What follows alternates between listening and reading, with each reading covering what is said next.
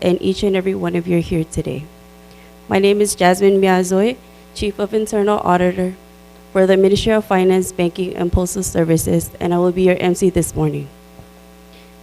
It is my honor and privilege to welcome you all to the ASYCUDA Mobilization Seminar. May I call upon Mr. Dagan Jain to start our program off with an opening prayer.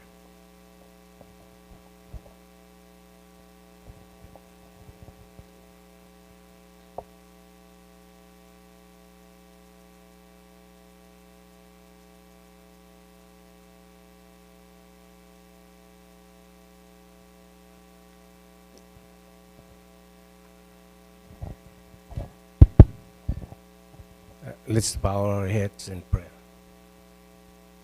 Father, we pause this morning.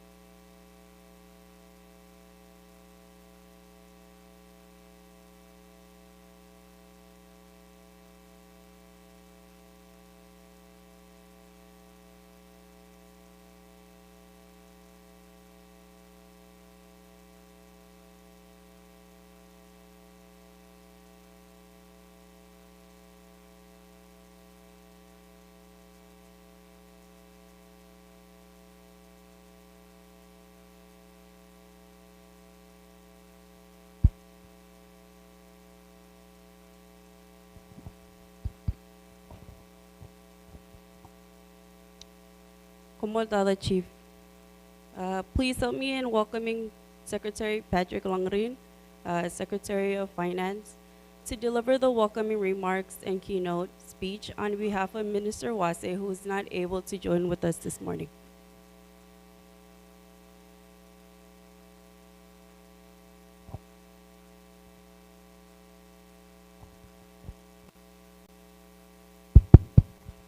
Good morning, and all.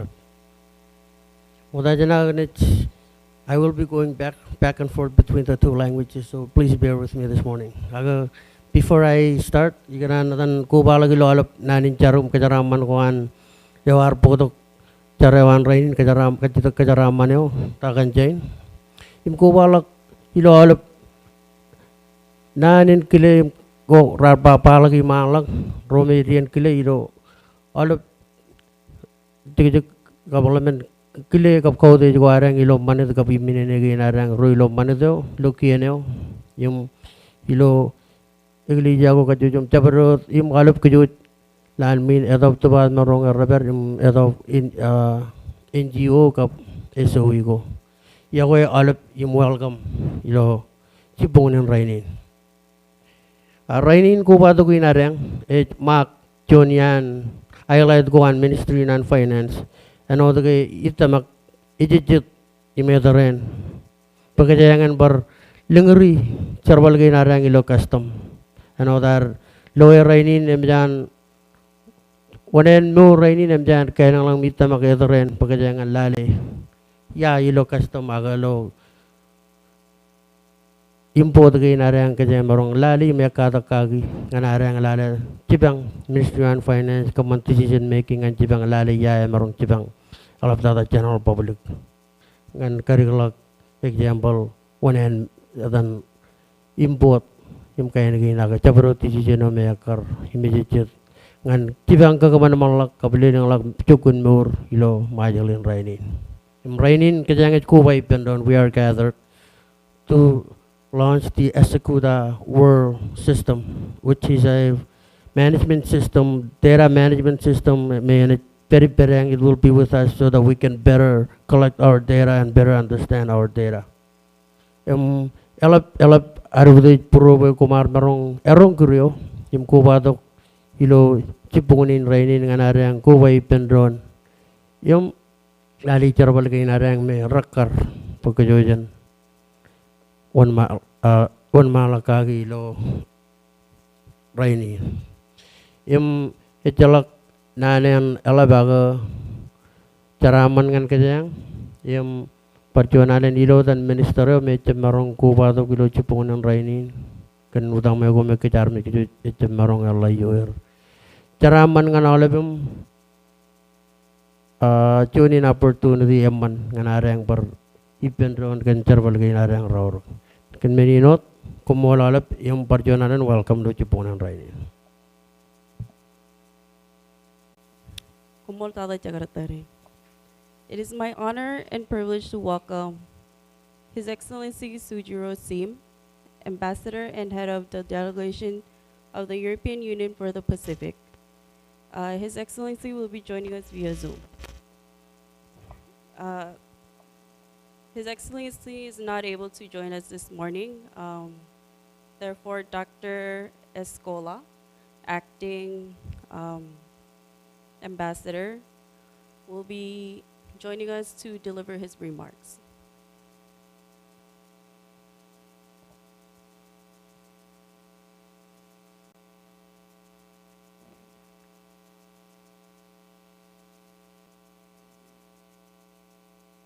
Okay, yes, I can also hear you. So the ambassador is trying to also connect. We cannot see anything in there. You don't have a video of the meeting room.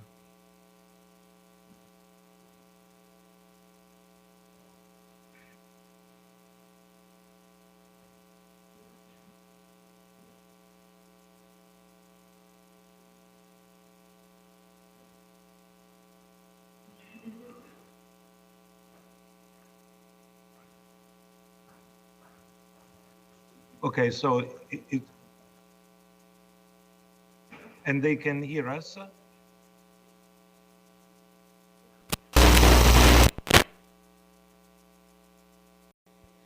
Jalaparole, we're trying to connect the ambassador at this moment, so please give us a few minutes while they try to connect him. Kumol.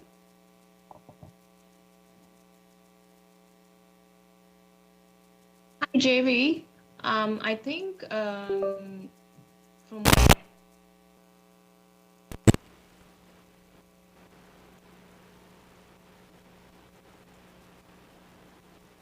All right. Yokwe. Good morning, everyone. Excellency, distinguished guests, ladies and gentlemen, I am once more delighted to speak at a seminar on behalf of the UN for Automated System for Customs Data, ASYCUDA project led by the United Nations Conference of Trade and Development, UNCTAD, and funded by the European Union in Marshall Islands. I believe I had that pleasure to do something similar both in Palau and also in the Federated States of Micronesia.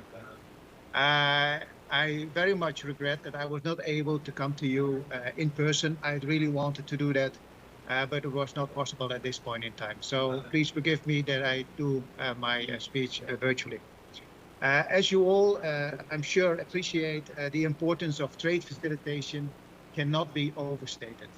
And this is especially true in the Republic of the Marshall Islands, a country that is heavily reliant on trade for its economic development. In Marshall Islands, trade accounts for a significant portion of the country's GDP, and any improvement in trade facilitation can have a substantive positive impact on economic growth. The implementation of an automated system for customs data in the Marshall Islands is a critical step towards enhancing trade facilitation in the country. This system will help simplify and streamline customs procedures, making it easier and more efficient to trade across borders.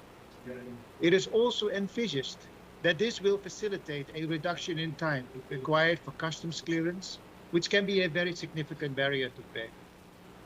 Through the establishment of automated systems in customs data, we aim to increase the efficiency of customs revenue collection, as well as to strengthen institutions for the collection and processing of customs data in the Marshall Islands.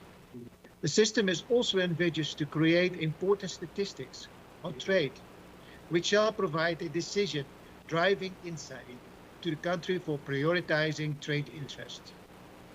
This EU-funded project, which is being led by UNCTAD in partnership with the government of the Marshall Islands, is a testament to the commitment of the international community to support Marshall Islands in its efforts to enhance its trade facilitation capacity. We are grateful for this support, and we look forward to working with the government to implement this project successfully. Today's project mobilization seminar will focus on creating awareness among all stakeholders to stress upon the need of a simplified and streamlined customs procedures, highlighting on the potential benefits and the specific supporting role of the ASYCUDA system.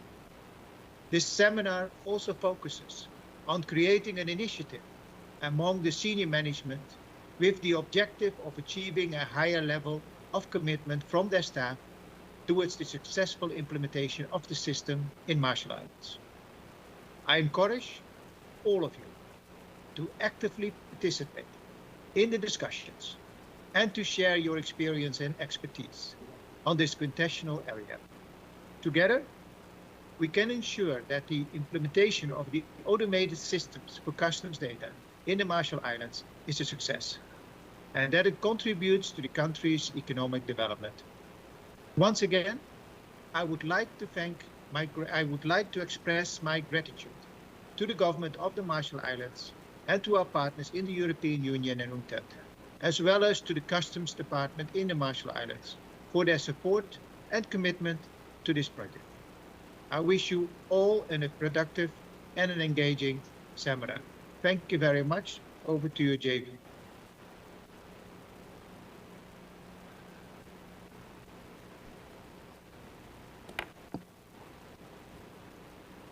Kumultada, Mr. Van Heerden. Mr. Van Heerden is actually the UN Resident Coordinator for Micronesia.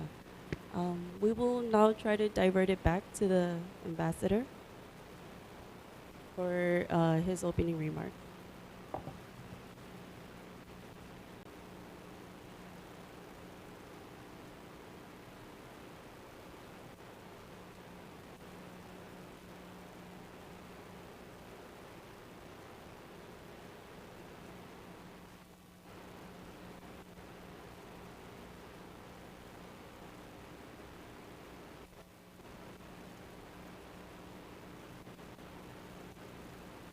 I think the ambassador has real problems as he's asking you to go ahead with the program, JV. Yeah? They're not able to solve the audio issue.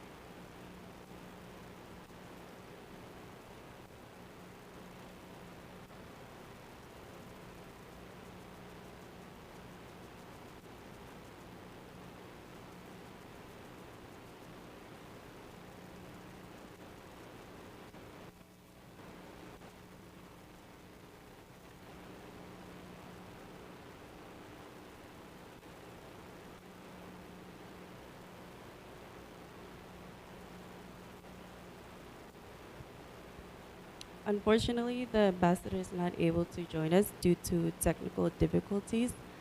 Therefore, we will resume and give the podium to Mr. J.V. Santos, the regional coordinator for Impact. Mr. Santos.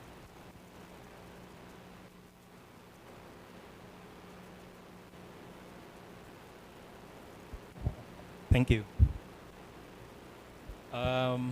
First of all, our apologies for that late start. Good morning, everyone. Like to acknowledge Dr. Ascola, who's joining us this morning from SUVA, and her team in the EU delegation, Secretary of Finance, Mr. Patrick Langrin, and all our colleagues from Customs here, Mr. Yap Van Heerden. Thank you again for your continued support for our program. So before I start, just want to introduce myself. My name is J.V. Santos. I'm the regional coordinator for the ASYCUDA program in the Pacific. I have been in SUVA for almost 9 years now, and I've been looking after the program for over the last more than 5 years. Now we are gathered here today for this ASYCUDA mobilization seminar. ASYCUDA is a customs management system developed by the United Nations, specifically the organization I work with, the United Nations Conference on Trade and Development. So we are not a commercial company that's bringing software to the Marshall Islands. We are part of the UN organization. We are one of the specialized agencies of the UN. UNCTAD is the leading UN agency that helps developing economies to participate in global trade, which promotes trade as a vehicle for development. We have 195 member states, and that includes the Republic of the Marshall Islands. The ASYCUDA program is the largest technical assistance program of UNCTAD. Since we work in the area of trade, we have identified customs as one of the critical players that can help each economy to be able to participate in global trade more effectively and more efficiently. The ASYCUDA program has more than 40 years of customs modernization experience. The program actually started back in 1980. We received a request from some countries in Western Africa to help them compile trade statistics that will assist their governments in formulating economic policies. So the first version of ASYCUDA, the software, was used as a trade compilation machine. It was later on found that customs was actually sitting on a wealth of information. And to be able to use that information for trade statistics, for data, it would be best to develop a full-fledged customs management system. So ASYCUDA now there are 4 generations of ASYCUDA that has been released, and the latest of which, ASYCUDA World, will be implemented here in the Marshall Islands. There are 102 countries and territories that are currently using the system. So Marshall Islands will be part of that 102 countries. So ASYCUDA is now the most widely used customs management system in the world. In the region, in the Pacific, there are 15 countries and territories that are using ASYCUDA World. And that includes all the countries here in the Northern Pacific. And this will help to harmonize trading in the region. We have more than 10 experts that are supporting the system in the region. So this project was brought here uh, thanks mostly to the European Union. This project is part of an overall regional trade assistance project called the Pacific Regional Integration Support Program, or PRICE, to promote international and intra-regional trade. So UNCTAD was invited in 2019 to implement one of the components of this program, of the PRICE program, which dealt with trade facilitation reform and improving border and customs procedures. There are four key result areas that we are going to implement under this project that we call IMPACT, or Improving Pacific Islands Customs and Trade Project. And the key result areas that will benefit RMI, mainly the implementation of a customs management system, and secondly, trade facilitation reform that we will be implementing and working with the Oceania Customs Organization. Now, in terms of the project modality, I will not go into much details because my colleague Ravi will be discussing it in details later on. The main principle that we adopt is country ownership. So the system will be installed for RMI. It will be customized and adapted to the trade environment in RMI, and it will be led by the customs team of RMI. So this is not a system that UNCTAD will continue to manage forever. This is something that the customs team of RMI will be leading in terms of implementation and enhancements. A big part of our project is the reform component.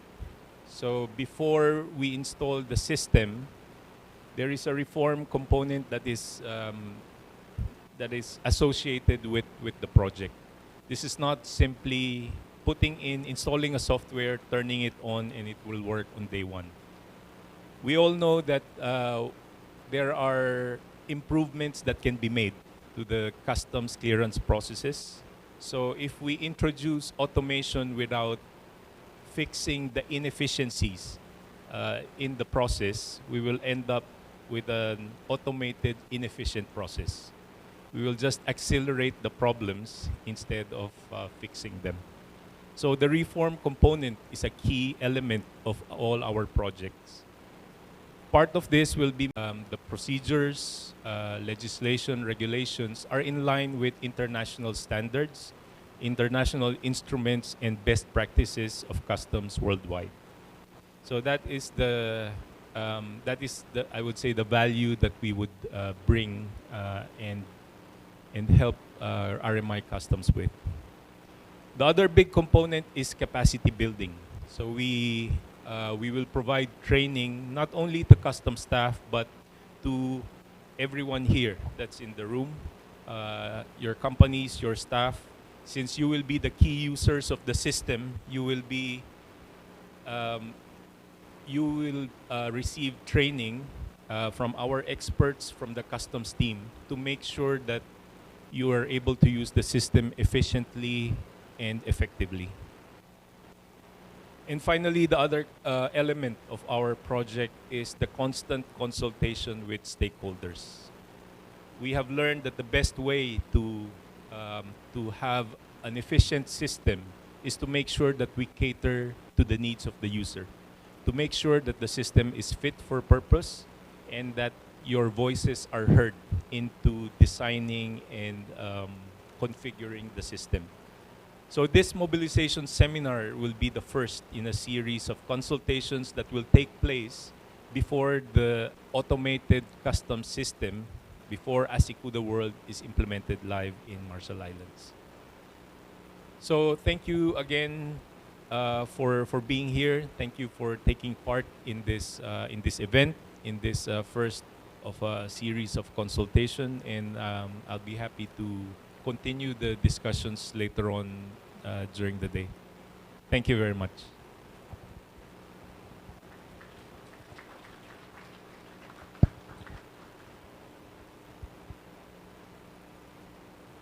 Kumon, Mr. Santos.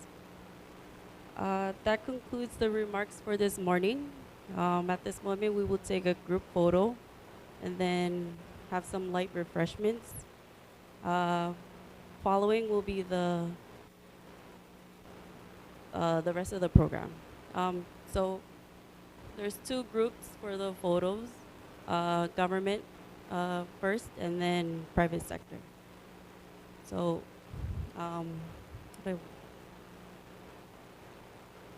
may I ask all government workers public servants to please come forward to take a photo.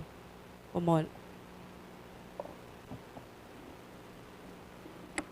In this seminar, important seminar, but I am privileged to be given the opportunity to speak on behalf of our leadership, especially the parliament, your leaders in the Nadijala. Inan kamolo nanij modailo chiponin rainin kile rorian kile rabtada iro arilo island kain gap army road royo.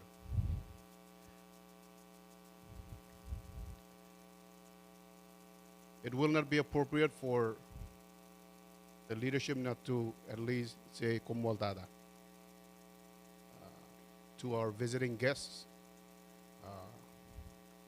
Mr. Santos and Ravi, who will be our citizen for a couple of years, and those of us that join us in the Zoom earlier, especially our partners in the UN and different agencies that support this effort. I don't know how you view this seminar, but I consider it as successful already. Being here itself, it's a success. The second most important part of such successful event as this one is the implementation part. Before I get into the implementation part, let me recognize also our Secretary Langrin for his effort and the good staff of Ministry of Finance, and special recognition to our Chief Tagan Jain for coordinating all the efforts for all of us to be here. I just want to get this off my shoulder first. I was bothered when they said 2 photo sessions, one for the government and one for the private sector. One and the two cannot be separated. They have to be together. But I also understand for the purpose of ensuring that laws are carried and that there is checks and balance within the government and the private sector. So I understand maybe that's why we separate the photo session. But I want to congratulate everyone that is here today and appreciate your effort in making it to learn. Trade is a major issue for us. Importation of goods and services is what sustains our small island communities in the region, especially Marshall Islands. Being away from the rest of the big countries and isolated in the middle of nowhere. We are considered an ocean nation, meaning that we have limited land and very big ocean, and it takes many days for any goods and services to arrive here. So we appreciate this kind of workshop. I believe and I hope that outcome of the workshop will enhance our very capable staff to add value to what we do in the Marshall Islands, isolated Marshall Islands, when it comes to trade. And at the same time, I hope that the effectiveness and efficiency of delivering service will also follow suit as they coordinate their effort with the private sector also. So this is how important your workshop is, and that's why I made myself to be available. Didn't know I was going to speak, but just to be here would be enough, at least for our visitors to know that we support your effort in coming all the way to help our citizens. In a globalized village, everyone needs to network. And in networking, you need all aspects of life to be connected. Good example of what I'm trying to say here is, without the internet, you would not successfully do this seminar. And we saw some glitch this morning. Without education, health will not ensue. Without health, education will not ensue. Same thing with transportation. Without transportation, communication will not take place. Without communication, transportation will not take place. So holistically, everything must elevate themselves to a level where they're all on equal footing. Otherwise, one cannot do without the other. So that's why when I said private sector photo session and government sector photo session, I wasn't quite keen to do the photo sessions, but understanding the separation at the same time to balance our work as private and government. So I kind of receded my thought and say, okay, I'll do both. So, but again, congratulations, successful already, just being here, and looking forward to the outcome. And if there's any way individual at the Parliament can do to assist in this effort, I believe modernization of our custom laws is probably called for. Looking forward to supporting that effort in any way we can. So again, on behalf of the Parliament and rest of the leadership in the Marshall Islands, congratulations to all of us that are here. Jaraman.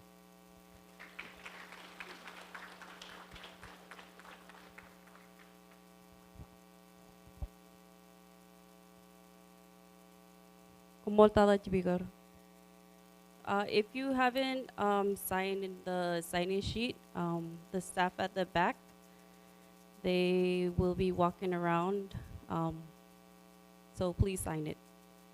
At this time, I will hand it over to the National Project Team, to Mr. Dagan Jain, Chief of Customs, and Mr. Ravi from ASYCUDA, to give us some insights on the customs reform and modernization journey, and also a demo on ASYCUDA.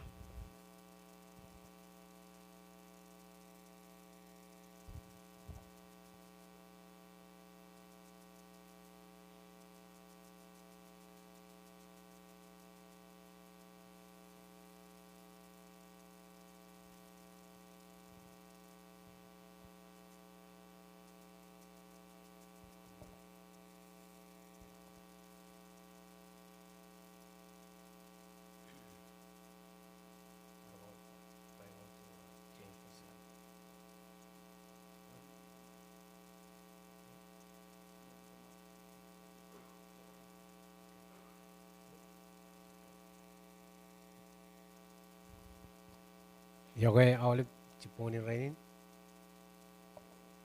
Hi to all of you. I'd like to acknowledge all of you who have come this morning to participate with us with this ASYCUDA mobilization seminar.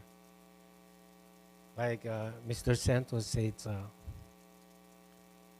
prior to the ASYCUDA, there should take custom reform should be in place. We cannot do the ASYCUDA without the custom reform. So this morning I will just give a preview of background of the custom reform. My title is RMI Custom Reform Summary and Proposed Reforms to be undertaken. The background is in the process of reforming and modernization of any custom administration in the Oceania region. The engagement of Oceania Custom Organization, OCO, WCO accredited diagnostic team, ODT, OCO diagnostic team. It is significant to ensure that all activities are executed according to the standards and requirement of the World Customs Organization, particularly the WCO's safe framework of standards to secure and facilitate global trade. Through earnest requests, a number of meetings and support provided by the Republic of the Marshall Islands, Madam Ambassador Madeline Kapua for Fiji, the mission has been become reality. The diagnostic team were sent to RMI to engage in dialogue with the public sectors, private sectors, stakeholders. And in 2012, OCO diagnostic team have completed the diagnostic mission for FSM Palau, RMI, and the Republic of Kiribati. Again, the RMI Madam Ambassador for Fiji approached the head of the OCO Secretariat, Mr. Kulu Bloomfield, seeking assistance of how OCO can provide assistance to modernize and reform RMI custom services. OCO agreed to commence the mission with the OTT, or Custom Diagnostic Team. OCO, consisting of one of the WCO accredited Oceania regional expert, Mr. Kulu Bloomfield, as the team leader, Watsoni of Fiji Revenue Custom Authority, OCO Project Assistant, Ms. Mir Fa, OCO Trade Facilitation Officers, Mr. Mainaka Taipi, and OCO Automation Analysis, Mr. Johnny Sinolo Lee. These were the diagnostic team that were sent to the Marshall Islands to assess the RMI customs. The OTO visited Majuro Custom Service at the Custom Headquarters in Majuro, nearby. They also conducted an interview with senior managers, policy staffs, met with operational staff, observed operational at the seaport, airport, and conversed with stakeholders, both from private sectors and public sectors. Now, after discussions, interviews, and sharing information with the public sectors, private sectors, stakeholders, OTT identified 90% of the function and role of RMI custom requires to be reformed, modernized, and addressed immediately with no delay. In addition, OTT, which is to include the views, speculation, and public perception gathered during consultation with private sectors, stakeholders, and other government ministries regarding the service that the custom performed. You'll be surprised, over 95% are very concerned, distrusted, with doubtful that there are corrupted practice within the RMI Customs Service, and I'm not ashamed to acknowledge that. The reason being is there are no legal framework, no staff development or training, no custom code of conduct in place, no classification system, no risk management framework, no evaluation, no regulation, no standard operating procedures in place, etc. Now, if the government of RMI is committed to gain the trust of the business community and its people, there is no other alternative but to improve, reform, and modernize RMI custom at once. Customs reform to be undertaken. Custom reform began in December 8, 2018. Mr. Johnny Louis, who was the custom technical expert from Fiji, who worked under Daniel Jr. leadership and guidance as then the chief of custom at that time. There are also planned custom development in the region, such as the EU-funded ASYCUDA rollout project in the Northern Pacific, which was expected to commence in June, July of 2021. However, due to the COVID-19, it was all for 2 years. Now, custom reform will need to be successfully completed in order to ensure the ASYCUDA project, ensure the ASYCUDA project success. Outlined below is the reform already undertaken and proposed reform that needs to be taken. But these are the frameworks that needs to be developed. We need to develop strategic plan, work plan, standard operating procedures, job descriptions, legislation, structures, and automations. We need also to train people to engage in the changes. Right now, what we're doing is a traditional base control processing. Once we receive the 725 form, then we'll go to the premises and check the containers. So we want to move from that to PCA, post-clearance audit. And post-clearance audit is like a custom business partnership. And we want to really let the private sectors know that we're not just here to police them. Look after every work that they do. We want to let them know that we are partner with them. And they have also objective in that too, is to comply with customs.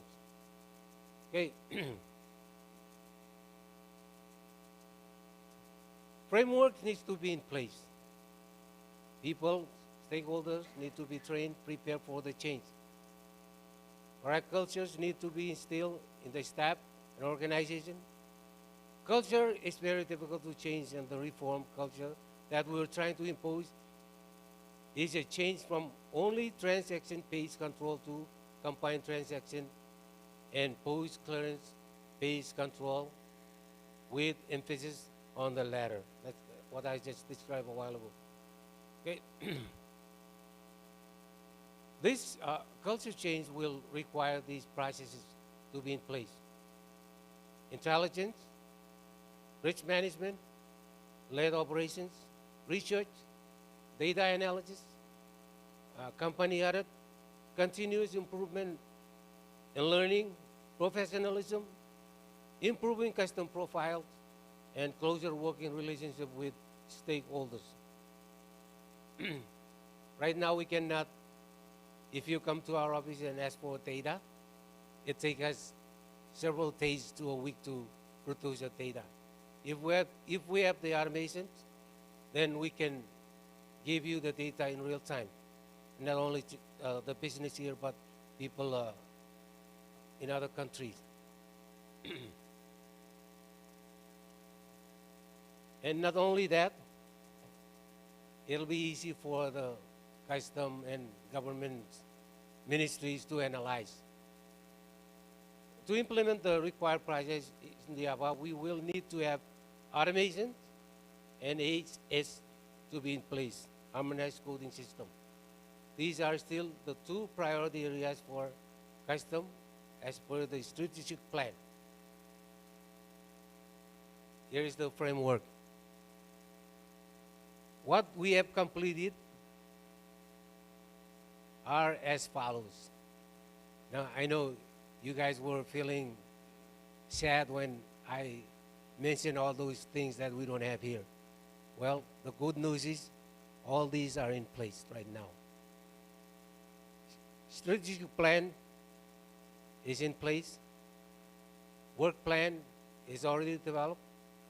Standard operating procedures are already developed for airport, seaport, post office, bond stores, you name it.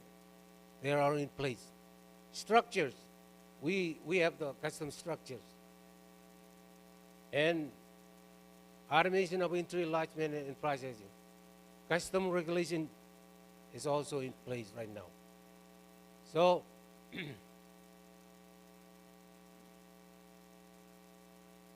we need to bear in mind that the above framework needs to undergo a review process. This review process would involve discussing them with reform teams, also a team of selected staff members, stakeholders. This review process is necessary to refine them and bring them up to date to the present time. Right now, all these are in draft form. Our RMI Act, Duty Acts, that will replace the current one is at AG's office right now. So as soon as the AG's finished reviewing them, and then they can submit it to NDCLF for to pass that to become law. So I want to thank all of you who have come this morning for coming here. Kung lugo na mo ulit, ganyanin. Duro yan kaya ramon ulit.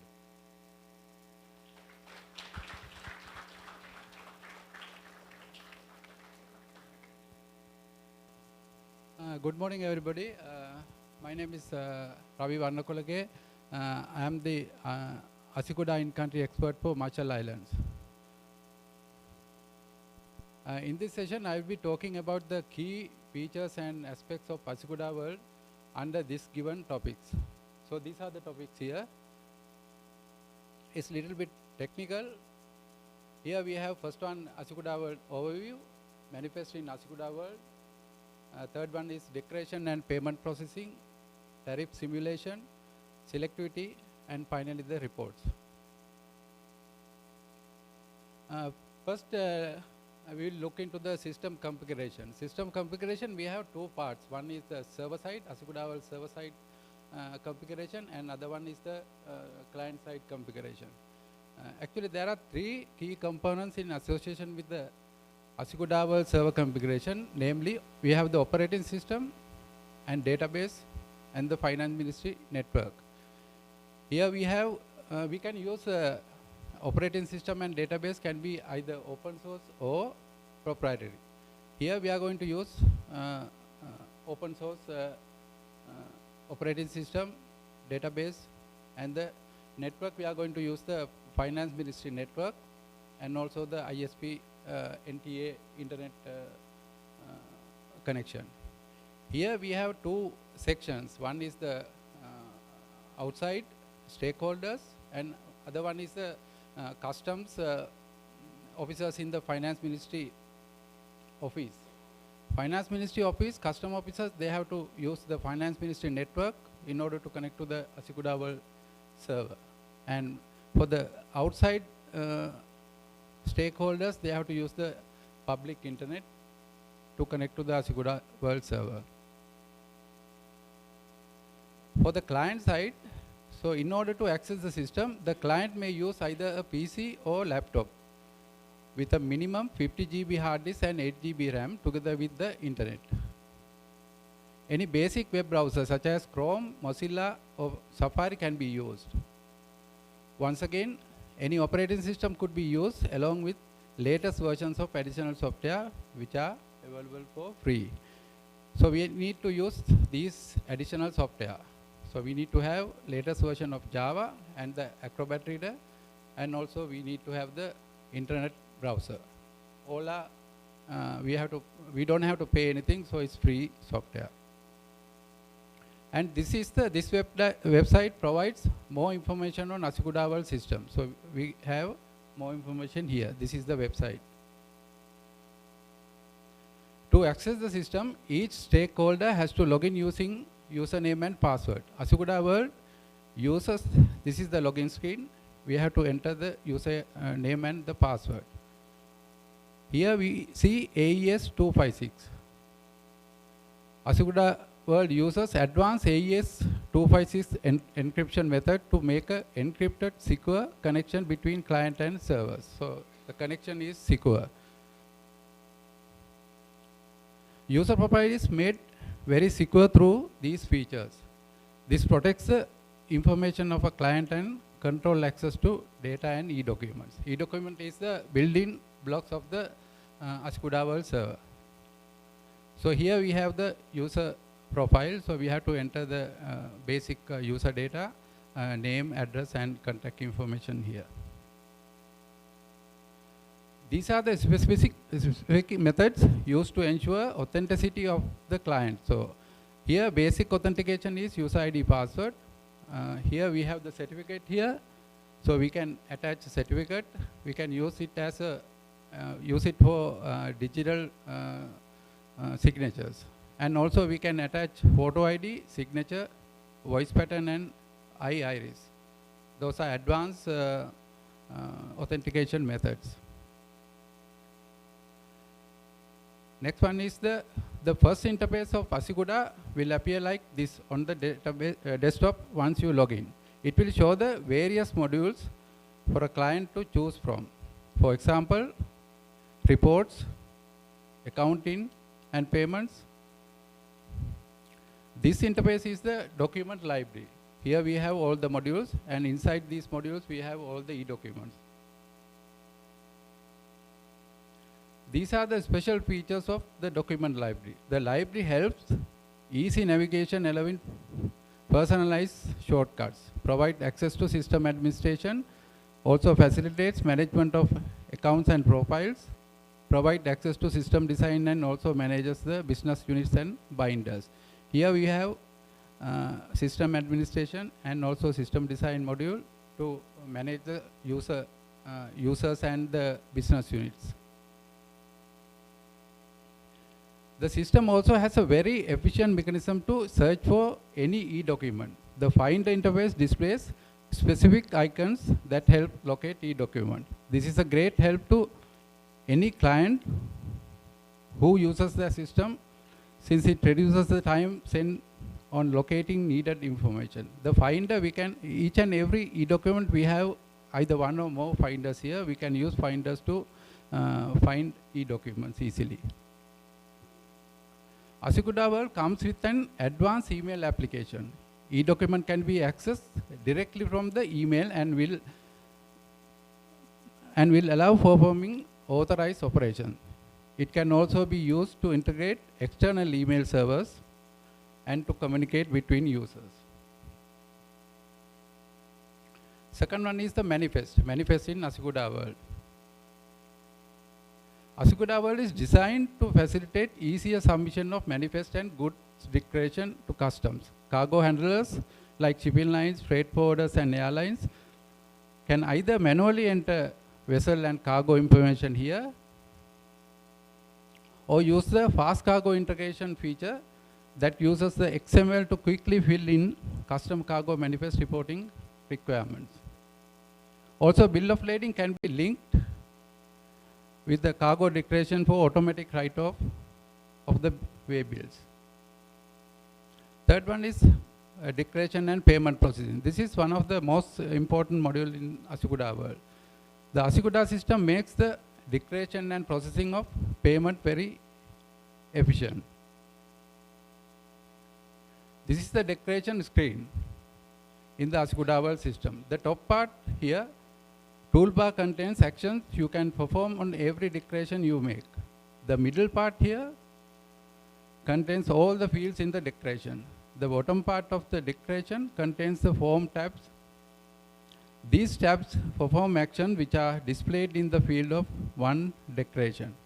For example, you can input the value of goods in the valuation note and attach the related documents for the particular SAD. Here we have the scan document tab here. So you can upload all your scan documents like invoice, bill of lading, packing list. If there's any licenses, you can add those licenses, scan copies you can upload here. Also, we have the valuation note here. We can enter valuation detail of the cargo here. The document history. The document history feature under declaration helps retrace the state of your e-document. It shows all stages of process up to its releasing or current status. This is very useful for an audit trail. So this can be used to do the audit trail. So we have all the information here for a particular declaration or e-document. History is there. ASYCUDA World provides an easy printing feature which makes our printing work easier because we can use any kind of printer. ASYCUDA World can use any Windows default printer without limitations. Printed documents are in PDF format. These are the PDF documents which cannot be amended or altered. We can save this PDF document on our shared drive, or maybe we can email this PDF document easily. Once again, the accounting and payment processes are made easy by this system. The payment itself can be done using different methods. Here are the different methods: cash check payment, prepayment, deferred payment, and e-payment. Then the tariff simulation. Calculation of tariffs, one of the main functions of customs, have been made easy by this system. These are the features associated with integrated tariff. Here we have ASYCUDA World provides a powerful tool to maintain and update national custom tariff according to the regulation applied in each country. Also we have tariff harmonized system, which is called HS code, as standardized by the concerned international body. This is developed by WCO and used by many countries and many organizations like World Trade Organization. ASYCUDA World also has the facility to allow importers to simulate the calculation of duties similar to filling out the custom declaration form. So it has a tariff calculator. Without submitting the declaration, we can calculate the duties and taxes. The interface will support the calculation of duties mainly. It will also display information of the commodity code under the rates of duty for selected commodities. This is the tariff calculator here. You can also access the rates by clicking on the history contents. Here the history contents, you can see the history. This interface shows the query requested in triple panes. So we have tariff query here. So we have triple panes. So we have sections, commodity code, and there are 3 tabs here. It will give you all the details for a particular HS code. Then the selectivity.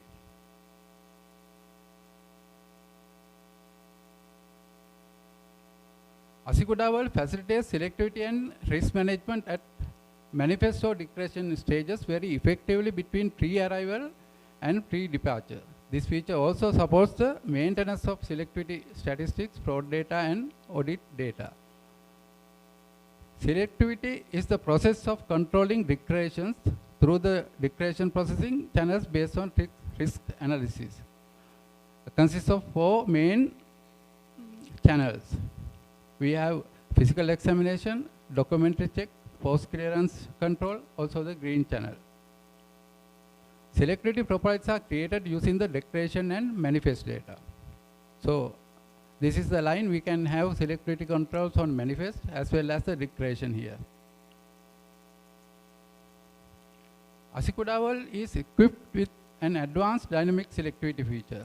It uses artificial intelligence and machine learning techniques to analyze data and patterns and select channels accordingly.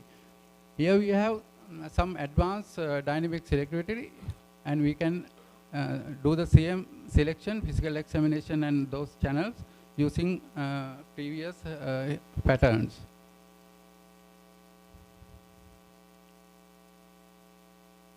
Next one is other administration selectivity. Other administration selectivity feature in ASYCUDA World can be used to integrate other governmental agencies like food safety, plant and animal quarantine, etc. Custom officers can view OGS comments before finalizing declaration. So other government agencies, they can put their comments here. Based on these comments, custom officers can either process or maybe stop the consignment. So we can connect all the other agencies. Most important thing is reports. Required reports can be easily generated via ASYCUDA. We have a ASYCUDA database. So once we have the ASYCUDA database, we can create any report. Right now, we have some problems with the data because we don't have any database in customs. Two key types of reports are possible: client reports and server-related reports. These can be generated as and when needed very efficiently. Also, we can maintain ASYCUDA report server. Using the report server, we can get ad hoc reports. So this is one example here. So using this e-document, we can get the cash summary report. So likewise, we have many reports here: accounts and payment, manifest, declaration, warehouse stock management, suspense procedure, reference, or else we can develop any report. In conclusion, let me highlight the key aspects of benefits using the ASYCUDA. So these are the key benefits. We have the web internet version. So any web browser can use to access the ASYCUDA web server. Also full ownership of the beneficiary country, which means the technical team, they can develop new modules or maybe customize all the modules, so they can add any features, so that that facility is there. Also full advantage of new technologies. So we have all the latest technologies like web services, XML integration, maybe connecting with other commercial banks using e-payment technologies. Everything is there, so we can integrate with other systems. We can get data, or maybe we can share data, so everything is there. Paves the way to full e-government system. So this is the first step. We are going to deploy ASYCUDA World. That is the first step. Next step is the single window system. So after that, single window is a full e-government system. Using the e-government system, we can connect many government agencies like quarantine and food safety, things like that. Okay, thank you very much for listening. Thank you for coming. We urge all of your support to deploy ASYCUDA World in Marshall Islands. Thank you very much.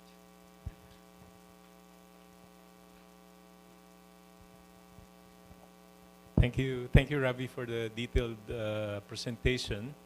Before we open the floor for some questions, I just want to bounce off the presentation that was shown earlier by Ravi.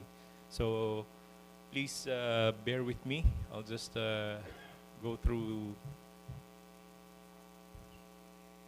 each of these.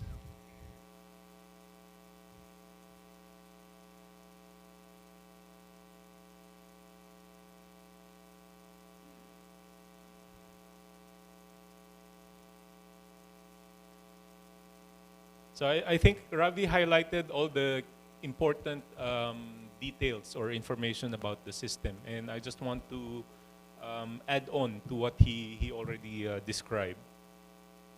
As he mentioned, when we set up the user accounts for the different stakeholders of customs, there is what we call the, I think it's,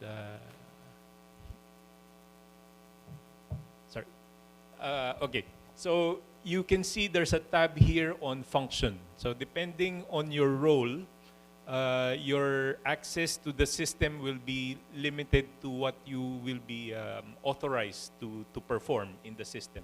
So for example, if you are a shipping company, if you're a freight forwarder, you will be given to the functions, to the features that's available in the manifest module of ASYCUDA.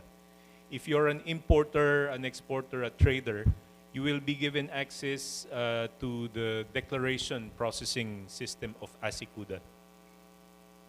What Ravi has shown you earlier, so you see in this what we call the document library, you have several options. So in this case, Ravi has given himself the administrator access. So he assigned all the roles to himself so that he can show all the different modules that are available in the system. But depending on your role, you may not see all of these when you log into the system.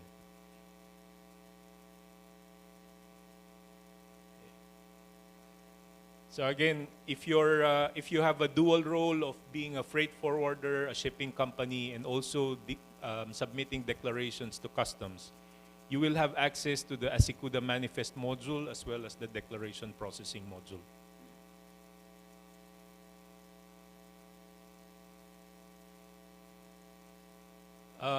In terms of the manifest, so I just want to repeat what Ravi said. We provide the facility, the client form, so that the shipping companies, the freight forwarders can key in the bill of lading, the manifest and bill of lading details for each of the shipment. There's also the possibility of, for those who are already using your own system, there's a possibility of extracting those information from your system and simply uploading it in ASYCUDA, so that this will avoid the duplication of typing the same information in two different systems. So that feature is available. If your company is already using a system for manifest, this will be part of the consultation process. You can discuss it further with the technical team, and we'll find a way to how we can simply extract the data from your system and upload it into ASYCUDA. So it's mentioned here that XML is the format that we use to upload the manifest data in the system, but we have also developed other tools that will be able to use Excel files, which may be easier for some of the companies. In terms of the declaration processing, so the form that we use, this is the standard customs declaration form that's been endorsed by the World Customs Organization. I know it may look quite different from the current form that you're using now, and we understand that there will be some adjustment period for you to be familiar with this form, but hopefully we'll be able to do that during the user trainings. We'll be able to familiarize you with a lot of the data elements that you need to enter. What you will note here is that a lot of these fields are coded. So you just enter the code, and the other text, the other information will be automatically pre-filled. So for example, the consignee, we will be using a consignee or a company identification number, or even the TIN number. So when you enter the TIN number, the company name, the address, all that will be automatically filled out. It doesn't mean you have to type everything on this form. You just need to know the code that you're typing, that you're going to use, and the information will be pre-populated on the form. So as Ravi mentioned, there is the facility to also upload copies of your supporting documents. What I would like to add here is that I think it's important that the customs legislation be aligned to be able to accept electronic declarations, electronic documents as legal documents. So this will then pave the way for paperless processing. So anything that you submit in the system will be considered as a legal document if the customs legislation allows for it.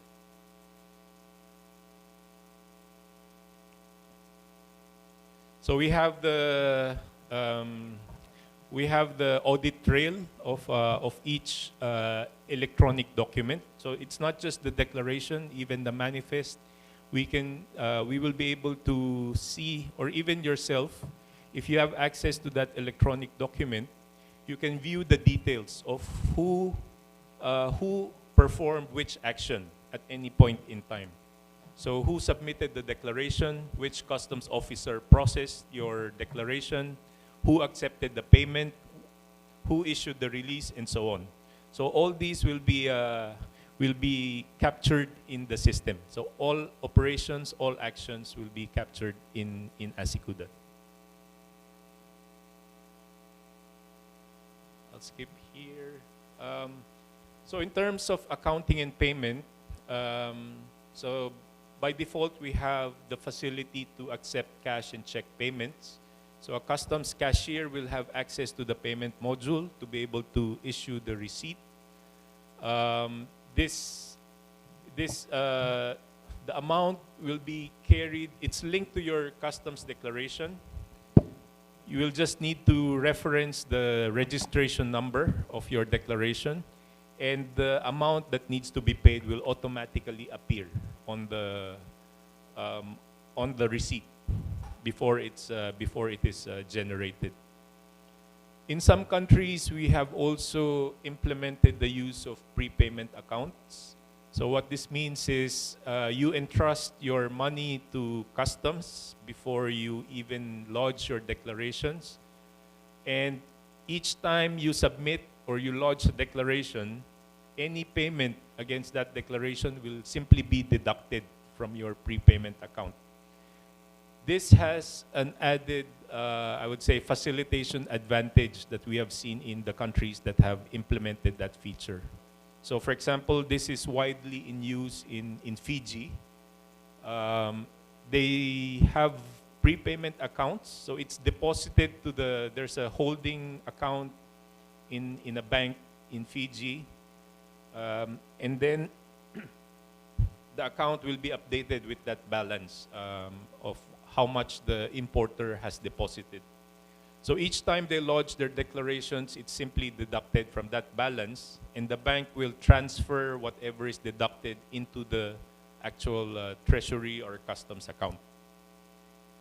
So the advantage here is that with prepayment, you can do your transaction and the payment even when customs is closed, even during off hours. In Fiji, we have seen instances, for example, of importers connecting even on a Sunday night. They submit their declaration, they put their prepayment account code. If everything goes to green lane, so that means there's no check to be done by customs, they can get, the receipt is automatically generated, the amount is deducted from their prepayment balance, and they can also print the release order on their own, since the declaration has been paid. So come Monday morning, they bring their release order, they go to the port, and they collect their goods. We also have the facility for deferred payment. In some of the countries, they offer this to the trusted trader, those who have a very high level of compliance. So customs trusts the company or the trader that they won't be running away or closing shop anytime soon. So they can settle the payment after the release of the goods, depending on the arrangement. In some countries, it's within 15 days or 30 days. Then they have that time period to settle the payment. Ravi mentioned the e-payment. So we have also developed interface with commercial banks. So for example, in Vanuatu, we have a link with Bread Bank. Through the client's online banking system, there is an option to make customs payments. So they put the registration number of what they want to pay for. The money is held in your account. It's only transferred when the payment is successfully done. So for this, we need to partner with the commercial banks for them to send us the payment message that was effected by the client. So of course, there will be checks involved in doing e-payment. Make sure that the client paying for that declaration is the same as the consignee. Make sure that the amount is the same, and so on. So any discrepancy, the system will reject, and the e-payment, the electronic payment, will not proceed.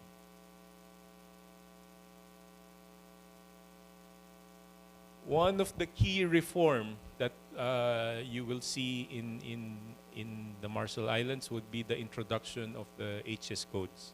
So ASYCUDA is built on international standards, on international instruments. And one of these is the HS code. ASYCUDA will not function without the use of the HS code. I understand that some of your declarations now, you are just using the description of the goods. And based on that description, customs will determine what is the tariff for what you are importing or bringing in. So in ASYCUDA, we will be using the HS code. The HS code is maintained by the WTO and WCO, World Trade Organization and the World Customs Organization. They update the HS codes every 5 years to take into account new products that may be available and to remove products that may not that may have already been obsolete. So one example here is the drones. Whether it's for commercial or for recreational. Years ago, these drones did not exist. So there was a problem in classifying how do you classify the drones? They are not aircrafts. They are not toys necessarily if they're used for commercial purposes. Some of them they have, or most of them, they have the photography features, so you cannot classify them as cameras also. So a new classification for these drones was created to remove all these confusion. So we will be using the HS code. The tariff, the rates for duties and taxes will be attached to each of the code. And it will be, therefore, on customs to determine whether you have declared your goods correctly, accurately, so that the calculation of the duties and taxes are also correct. Since there will be an adjustment period, the tariff query will be made available to the users. So if you are not sure what is the HS code of a product that you're trying to bring in, you can use the tariff query facility of ASYCUDA. You can put in any keyword, and it will come up with some suggestions of or any match with those keywords. So for example, if you put in, let's say, shoes, if there are different classification for shoes, shoes for sports, leather shoes, women's shoes, boots, you can then choose from the list which is the correct classification that you would like to put on your declaration. So this facility is designed to help the users, so that hopefully there will be less mistakes in doing the declaration.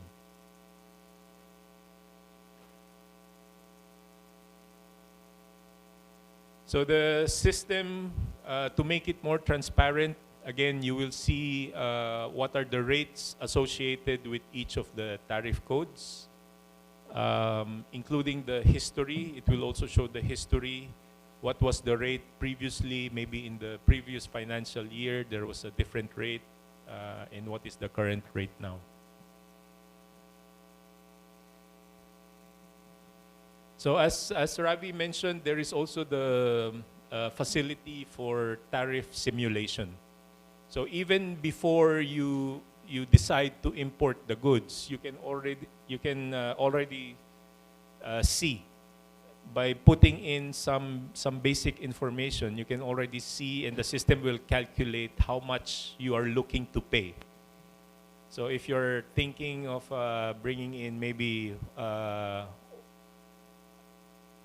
some equipment, some machineries to the country, before you even place the order for that machinery, you can already check how much will I be paying if, let's say, this piece of machinery will cost $10,000 US. Is there any tax applicable? Am I eligible for any exemption or concession, and so on?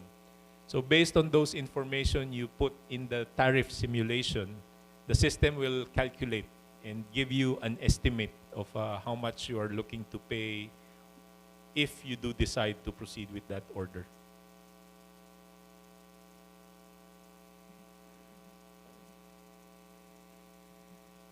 The selectivity features, so the only thing I would like to say here is that this would allow customs to I would say, automate and translate in the system some of their risk policies. So if customs is maintaining a list of what they consider as high-risk companies, high-risk individuals, or high-risk commodities, or goods that are being used for, let's say, camouflage or dumping, they can translate that policy into the system so that the system will then decide, is this consignment, should this consignment be physically examined? Is document check enough, or is it low risk and we just give it a green lane or blue lane to do a post-clearance check later on? So what this would do is it makes it, it gives a consistent application of the risk policies, and hopefully reducing any favoritism or any in some countries any collusion between the trader and the customs officer. We also have the facility to automatically assign the examiner so that the trader cannot choose which customs officer they want to see. The system will determine, based on the workload, based on maybe the specialty of that the customs officers who will be conducting the examination.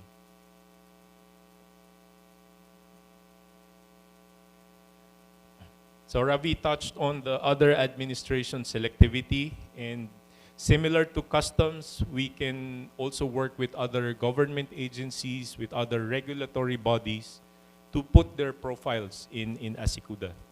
In the example that he has shown here, you will see on the top, my right hand part, you can see there's a standby green and then there's a red line under it. So what this means is that the big color, the green, the shipment has no concern for customs. However, there's another agency that's involved that needs to be complied with. So for example, if there are quarantine criteria that are in the system and you get selected for quarantine check but not for customs check, customs cannot release the shipment until you have complied and quarantine has said that it's good to go, that we don't have any problem with this shipment, so we will also move it to the green lane. So we need all the other agencies to agree that the shipment is cleared for for delivery before customs can do the final release.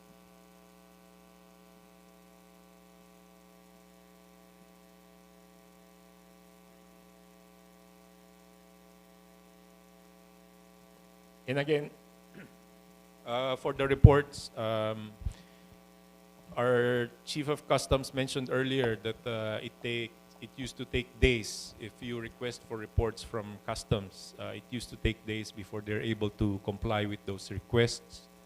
But with the data being available in the system, we can design reports for different government agencies, even different sections within Customs, to be able to generate their reports at the click of a button. So these are some of the available reports that we have, and we can also develop new reports depending on the requirements. So it can also be regional or international requirements in terms of reporting.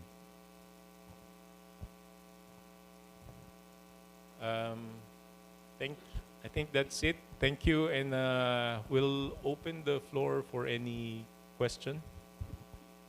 Thank you.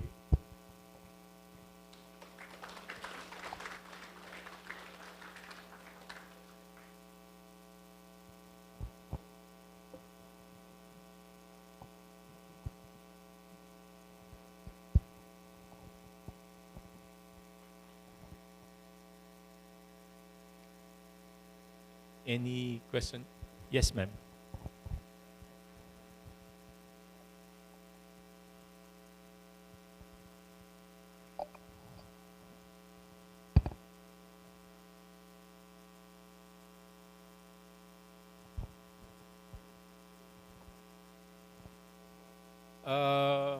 So the first step is to develop the prototype for Marshall Islands to make sure that all the regulations, all the existing legislation are I would say they're programmed into the system. That process usually takes about, I would say, between 3 to 6 months. I think we're confident that we can do the prototype development within 3 months. This will need to undergo testing by the different user groups, customs, traders, the shipping lines, airlines. And once the prototype is validated, then we can start developing the training plans for the users. As I mentioned this morning, one big component of our project is the capacity building. We will not roll out the system without providing the training to the users. So it's usually the training that takes time because we need to make sure that we have covered almost everyone who will be the users of the system. So from what Ravi is saying, that we're looking to have the system roll out early next year, January, first quarter of next year. That's the plan. We will do it in phases. We will probably begin with the submission and processing of the electronic manifest, and this will be followed later on by the declaration processing. So the electronic manifest submission may happen probably even by the end of the year, before the end of the year, so that we can do the declaration processing by first quarter of 2024.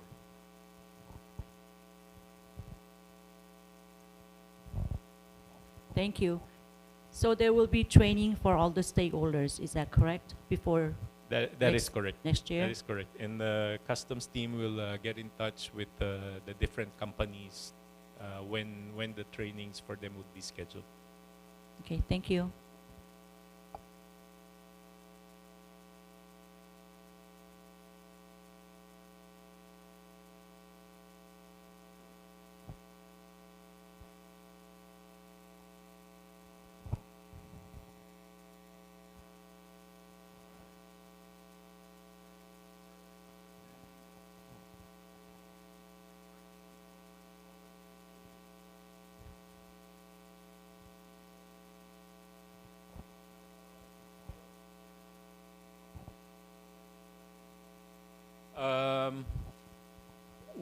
We will be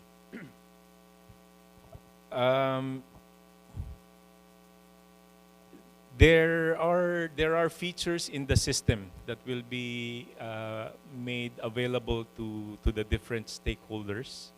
I'm not sure about the stevedoring part because they're the ones responsible for the handling of the goods. This is something we can explore. In the standard ASYCUDA software, we have a facility to generate the exit note or the delivery order in the system.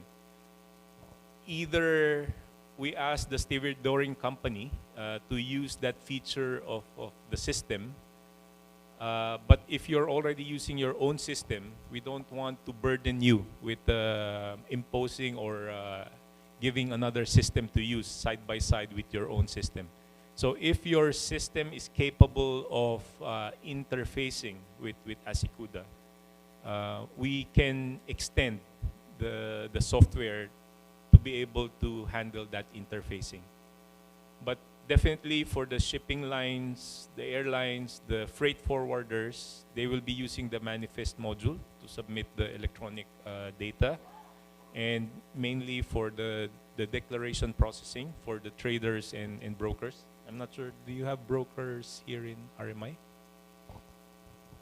No brokers. Okay, so so that means that any company that's doing imports and exports would be given access, and they will have to undergo some sort of training.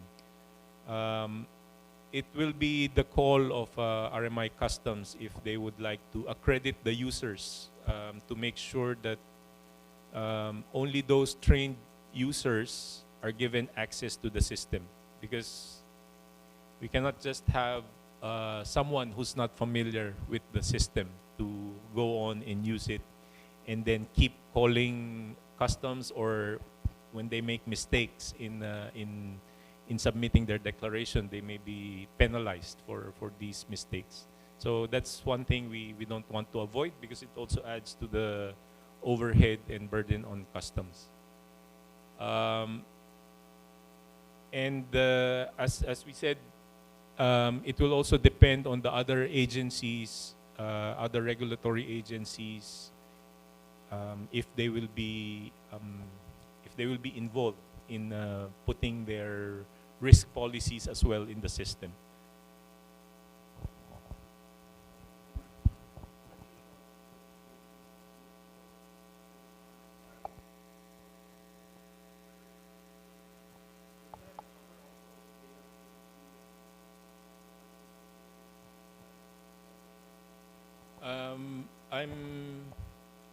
I'm not particularly aware if the current customs legislation that's being reviewed right now would include that electronic submission policy. But if it is, definitely data privacy confidentiality will be taken into account. In the system, we also have that. This is why we have to set up the user profiles of the different stakeholders to make sure that, for example, one company does not accidentally or intentionally access someone else's customs declaration. So when you log in as a company, you are restricted only to the documents that you have submitted, while customs will have access to all the documents. Yes, Secretary. Can I add to the question from on the floor? Kan kukubawa dengan kacita kamu. I think the old question you was questioning on the old process of the custom clearance. Kaya juga kan? Medyo terrain ka melgabom finance rajpadan dan steering committee oan ngan lale andre dair arang linky cagaro ka. No jangan dukun reach out ngan adan Stevie the origin marriage process. Aga kata perlu ke ye mece approvals and government side. Yung ngan kacita ko jual nama kecian berlale dan akten kia ke. Yo matan kata perlu kuanti mereka ngan ber recall atau ke akten berlale ke en ber inline ipen new process mereka jangan aten kamu. Imen itu dia working process juga yang kan. So as I mentioned earlier, and Ravi also mentioned, we'll be configuring the system according to the prevailing legislation and regulation that's applicable. We have worked with some customs administrations. They've been using customs legislation that's decades old. We're talking about like more than 50 years old. And in their legislation, the submission of the hard copy is mandatory. So what happened was they had the system, they're doing everything in the system, but at the end of the day, they had to print out everything that they submitted and then still go to customs to make the paper submission. So while the system can help to improve the process, the legislation does not allow for that electronic acceptance of electronic documents. So they still had to go to customs, print all the copies, sign whatever they need to do, and submit the physical hard copies to customs. So this was an example of how the automation was not able to, I would say, make a significant difference in terms of the value that it potentially can bring.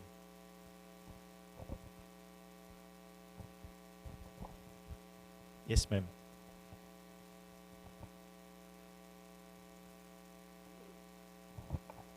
So with the airline, we provide the cargo manifest and the airway bills to custom electronically and also hard copies. In the system, is there something that we can upload the cargo manifest and the airway bills directly to customs? And the stakeholders will need to print their own and come and clear with them. But as for the airline, is there somewhere in the system that we can upload the cargo manifest and the airway bills prior to flight arrival? Yes, actually, in ASYCUDA we have the cargo manifest module. Also, as I said, we have the pass cargo integration module. So you will be giving access to those two modules. Limited access, but you can prepare the XML files. Maybe you can convert your existing. If you have your ERP systems, you can convert ERP data to XML files. Then you can upload all the data into the system in advance, prior arrival to the airline or maybe the vessel.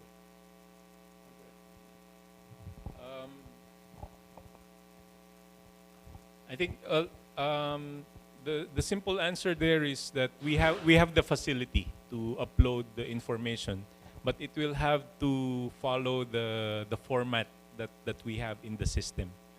That said, sorry, ma'am, are you which airline are you representing? The one and only United Airlines. United Airlines. Okay. So UNCTAD, we have been working with IATA, and the latest version of ASYCUDA actually is compatible with the IATA manifest. So if United is using the IATA system, there is a facility to be able to use the IATA manifest and upload it into ASYCUDA.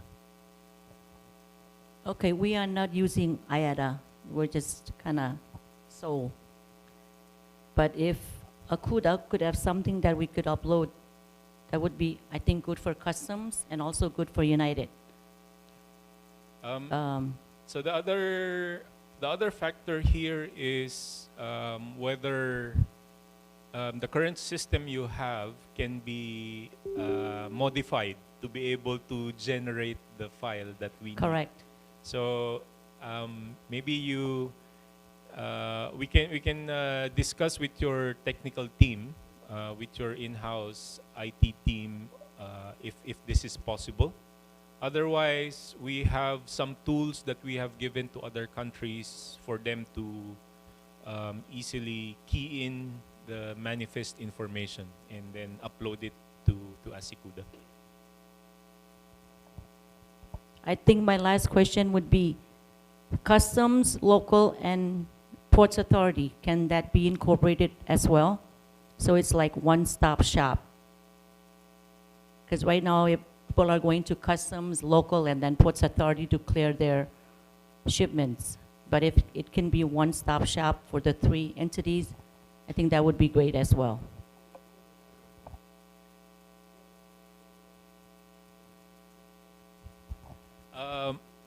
I think, yes, that will be part of this consultation. So we're not only consulting with the private sector, we'll also consult with other agencies that's involved in the goods release. So we're going to definitely have meetings with port authorities and the other regulatory authorities to see how they can make use of what we have available, or discuss what interfacing that we can do with their systems. Thank you.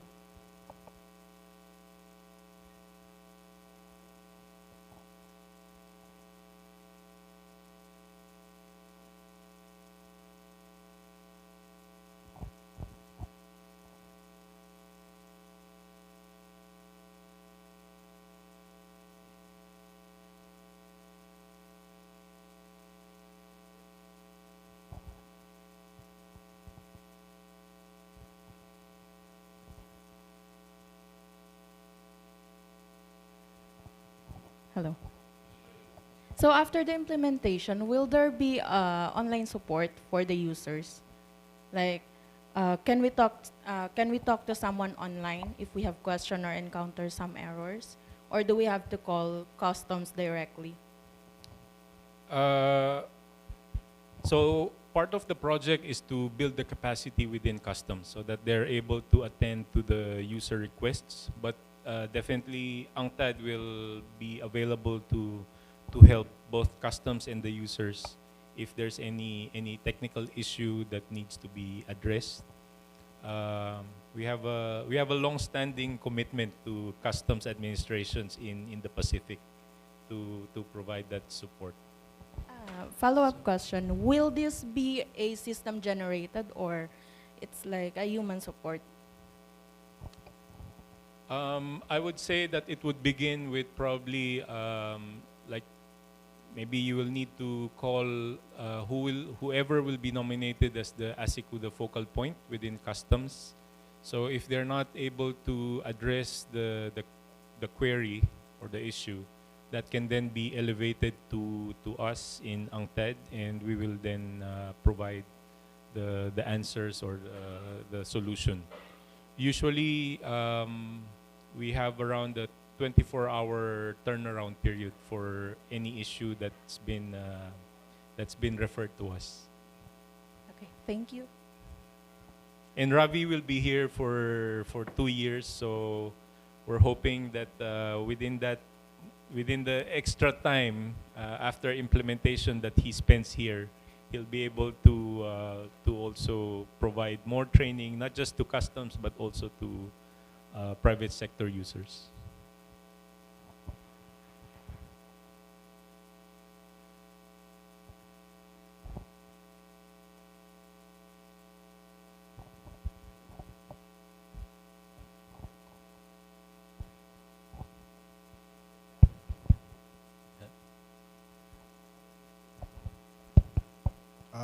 Thank you.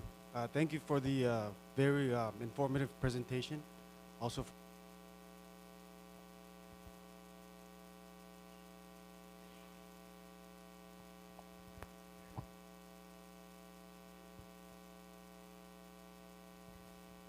This is for our followers on FB Live now. so I have a comment and a question. So my comment is, if the presentations that you gave today can be made available, you can get copies of them. So thank you for that. My question is, your colleague mentioned in his presentation the term single window. Can you explain what that means? We are going to connect all the government agencies. Right now, we are focused on the customs. The ASYCUDA system is mostly focused on customs. But here we have like other administrative selectivity that we are going to give to other agencies. That is, it's kind of a single window system, but single window is a national single window. It should be a national, initiative. It connects all the government agencies, but main thing is we can share the data among. Right now you have to submit maybe invoice data, maybe each and every government agencies. But in single window, you submit once, but then other agencies can share. That is one of the main advantages of single window. So that will be for public authorities. It's kind of a government initiative. Thank you. Just to add to what Ravi mentioned, so when we talk about a single window, we're referring to a trade single window, and what we follow the recommendation from, if I'm not mistaken, it's the UNECE that we we develop a custom-centric single window. So customs will be at the center of this single window, considering that we, on our estimate, about 70% of the trade information passes through customs. So as Ravi mentioned,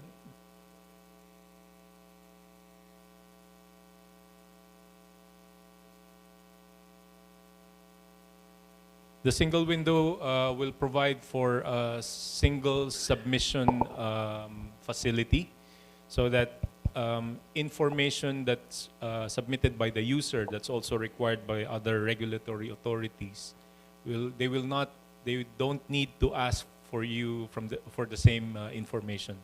You submit it once online, and that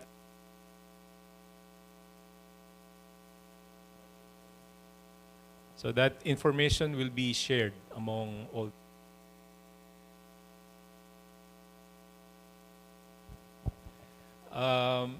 So to be able to reach that, I know there's a lot of information that were shared this morning. It can be quite overwhelming, but as I mentioned earlier, part of our project will be consultations with all the stakeholders. So this is just the first of the many consultations that we will be conducting. So we look forward to your support, to your participation when customs calls for these meetings, so that your voices, your inputs to how the system should be designed and configured would be taken into account, would be considered when we develop the prototype.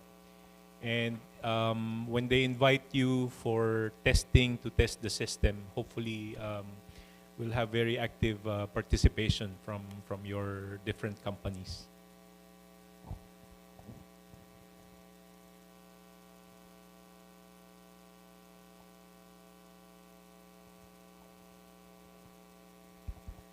Any more questions?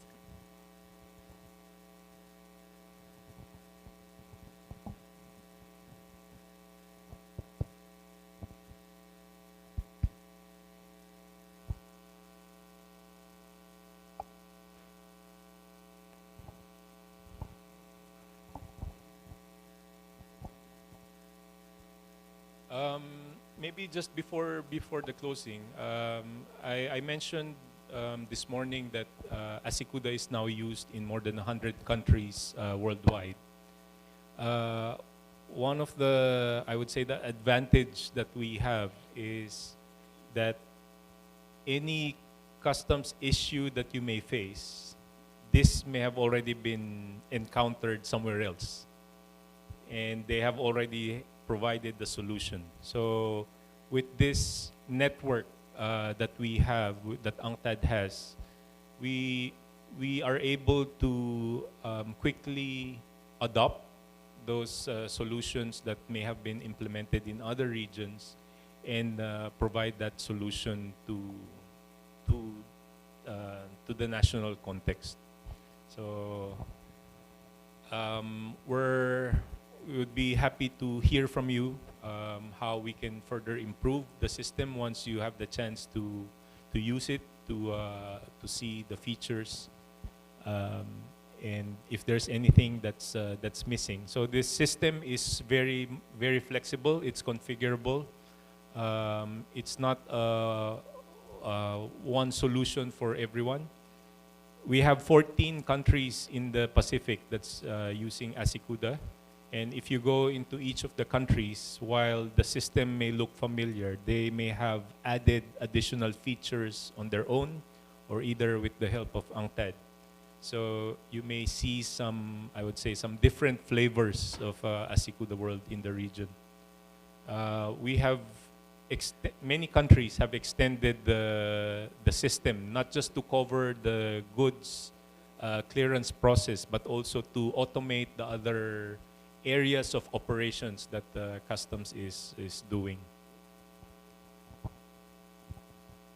So we hope to give you a very robust and a very I would say fit for purpose system for your use. Thank you.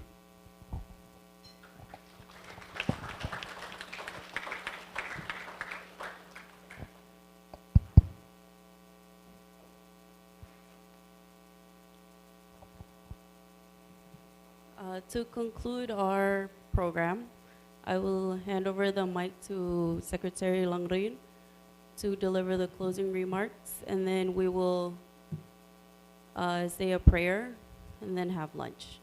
Thank you.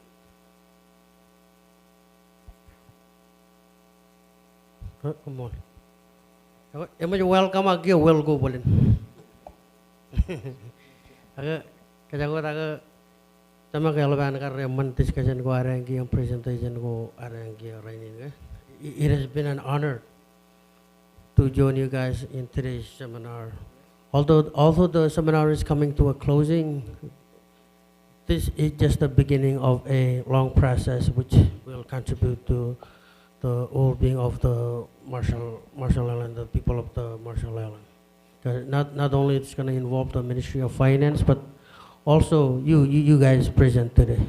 And again, the aim of the seminar is to launch the ASYCUDA project, which will aim to better understand our trades, improve our revenue collections, and modernize our trade facilitation, and most importantly, improve the service to you guys. Again, on behalf of the Minister, Honorable President SYC, and myself, we'd like to thank you everyone for coming, making the time and coming here today to joining us in this seminar.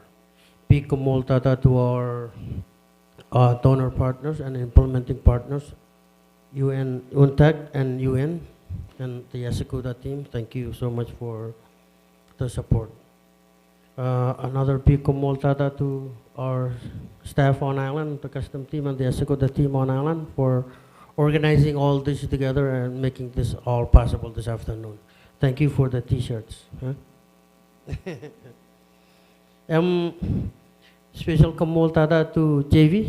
JV, thank you for pushing this through. I remember we had our first discussion. I think it hasn't been 6 months, but so much progress has been made given the short period. And the status was as we first met, and the status is still what it is today. This is an overdue process for the people of the Marshall Island. Yes, they deserve better. So hopefully that's the main goal behind this process. Okay, and kumultata MIR NTA for the host and the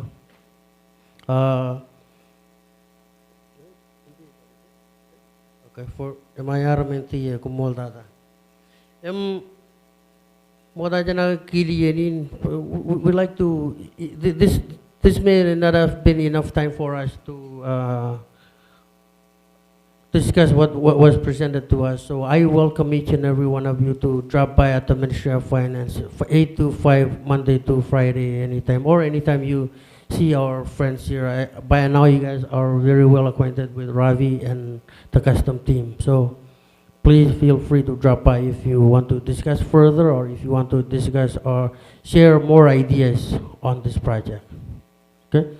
So again, di kumol dadangan kumayang alap, yung partyonalan taraman ilorainin. Kumol.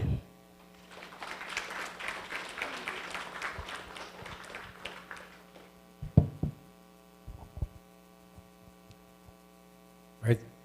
Amola la alap, hindi charan mga Semalang kumoli lo chipon and rainin, kumol gana mar peripem, chibangam, edo kajur, melilit, peripen all brain rad, idogum koba the gulu chipon and richargan magagin, Kajaraman, Rijarwalin custom, all of Rijarwalin kien, ilo majalin, private sector, chugul, hospital, all of an army in majalin, kumol rainin, wigin. Kaya raman na ulit, mga iginilap na kumul. Amen.